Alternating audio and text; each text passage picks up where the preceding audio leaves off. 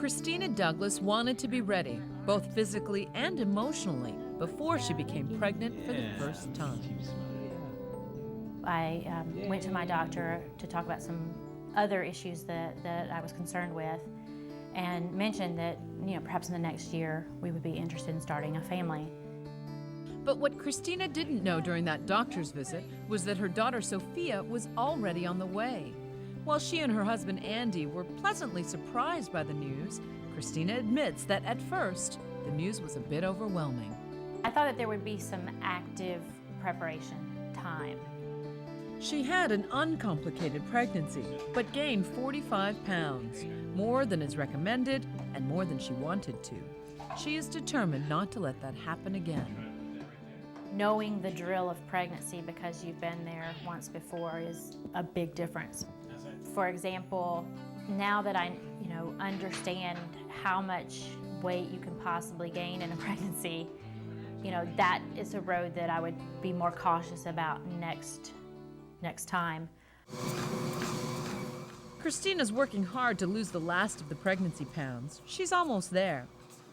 It's important to her to be as healthy as possible and to prepare her body as much as she can before she has a second child. It's not about vanity. Too much weight, either before or during pregnancy, can contribute to major complications, including gestational diabetes or high blood pressure, also known as preeclampsia. Concert violinist and high school orchestra conductor Julianne Bernard likes to have an organized, orderly life. Just after her marriage, Julianne had medical problems.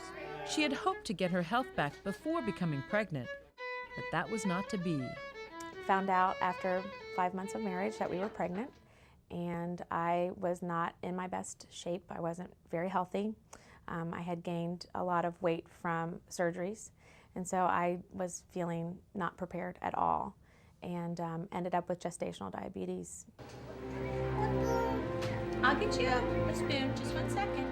Her daughter Amelia was born healthy and remains an active, vibrant toddler. But Julie doesn't want to struggle with gestational diabetes a second time. The testing yourself 4 times a day, the Christmas Eve that I ate 2 cookies I wasn't supposed to eat, and my blood sugar shot up. Knowing that everything that you intake in your body is maybe causing your baby problems, I don't want to go through that worry again. Both Julie and Christina are careful to follow a rigorous nutrition plan and include exercise in their daily routine. Experts from the American College of Obstetricians and Gynecologists say healthy lifestyle choices, such as quitting smoking, are essential for preparing for a healthy pregnancy. Laura Riley is the Director of Obstetrics, Gynecology, and Infectious Disease at Massachusetts General Hospital.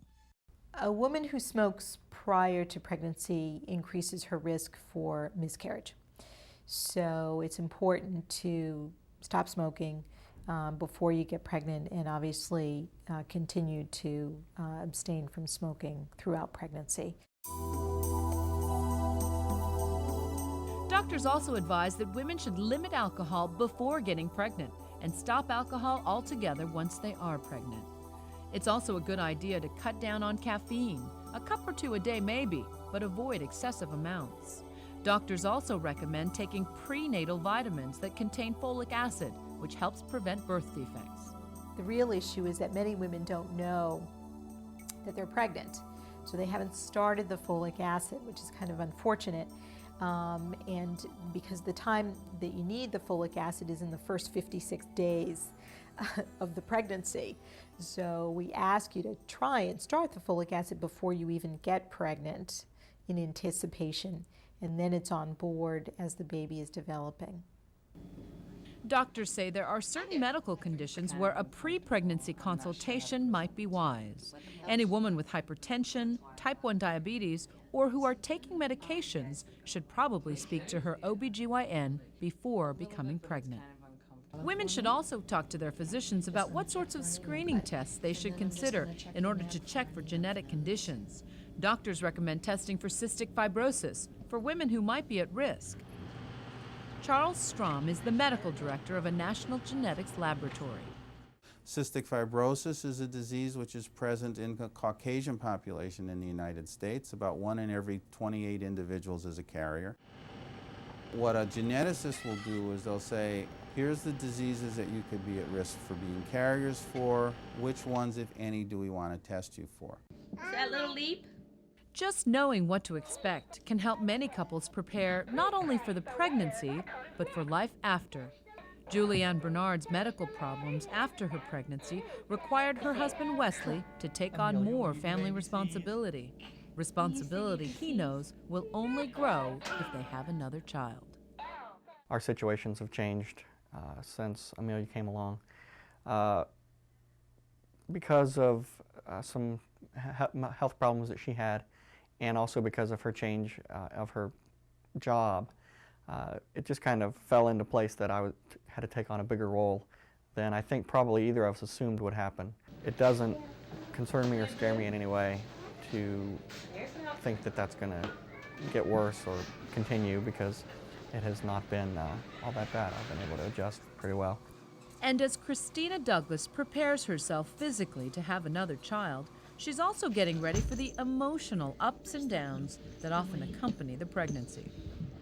You count weeks, and there's not too many events in your life where you count weeks. So 40 weeks seems like 400 weeks.